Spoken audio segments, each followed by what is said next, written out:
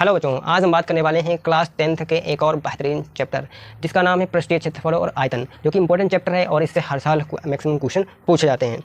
तो हमने इस चैप्टर के पिछले वीडियो में क्या है क्वेश्चन जितने भी हमारे इंपॉर्टेंट फार्मूले हैं उनके बारे में हमने पढ़ा था, और आज हम इस चैप्टर में क्वेश्चन प्रैक्टिस करने वाले हैं, जो कि अगले वीडियो में और अगले वीडियो में यानी जितने भी आने वाले वीडियो हैं उनमें सब में हम यहाँ पर क्वेश्चन प्रैक्टिस करेंगे इस चैप्टर से, जब तक हमारी अच्छी तैयारी नहीं हो जाती है। तो इसीलिए आप अगर इस चैनल पर नए हैं और चैनल वीडियो को पहली बार देख रहे हैं तो क्या करना है, आपको साथ में क्वेश्चन प्रैक्टिस करते जाना है। तो इसी के साथ वीडियो को स्टार्ट करते हैं। वीडियो अगर पसंद आता है तो वीडियो को लाइक कीजिए और ज़्यादा से शेयर कीजिए, आपका सपोर्ट बहुत ज़रूरी है। तो इसी के साथ वीडियो को स्टार्ट करते हैं।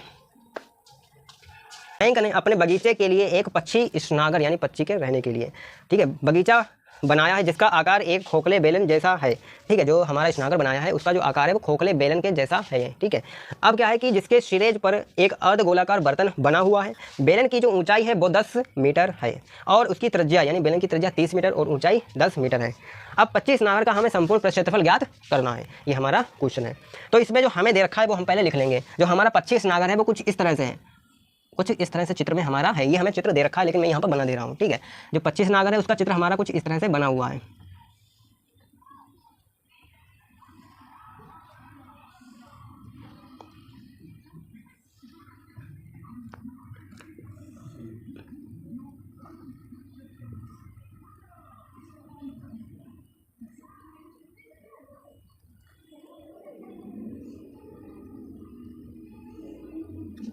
ठीक है, 25 नागर का चित्र कुछ इस तरह से बना हुआ है। ठीक है, और जो इसकी त्रिज्या हमें दे रखी है वो दे रखी है 30, यहाँ तक की जो त्रिज्या है वो 30 सेंटीमीटर, सॉरी 30 मीटर दे रखी है। सेंटीमीटर में नहीं दिया, मीटर में दिया है।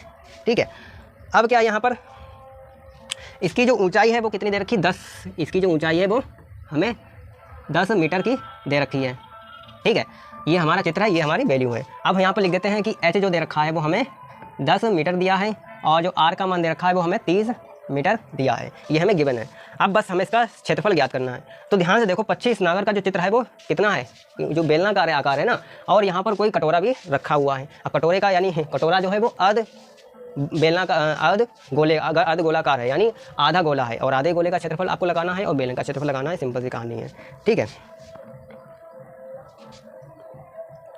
अब जो हमारे पास जो बेलन है उसका क्षेत्रफल होता है, इसका संपूर्ण क्षेत्रफल निकालेंगे। संपूर्ण यानी कुल क्षेत्रफल,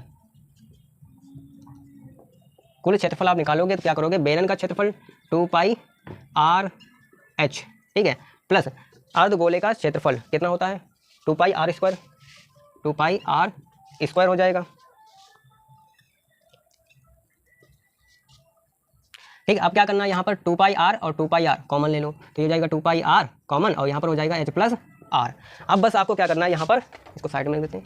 अब आपको क्या करना है, ये सारी वैल्यू इसमें रखनी है। तो यहाँ पर ये वैल्यू आप इसमें रखोगे तो ये हो जाएगा 2 पाई और इंटू में आर का जो मान है यहाँ पर पहले रख ही देते हैं 2 पाई, और यहाँ पर जो पाई का जो मान होता है यहाँ पर लिख देता हूँ मैं। पाई का जो मान होता है वो होता है 22.7 होता है, 22/7 होता है, या होता है 3.14.4।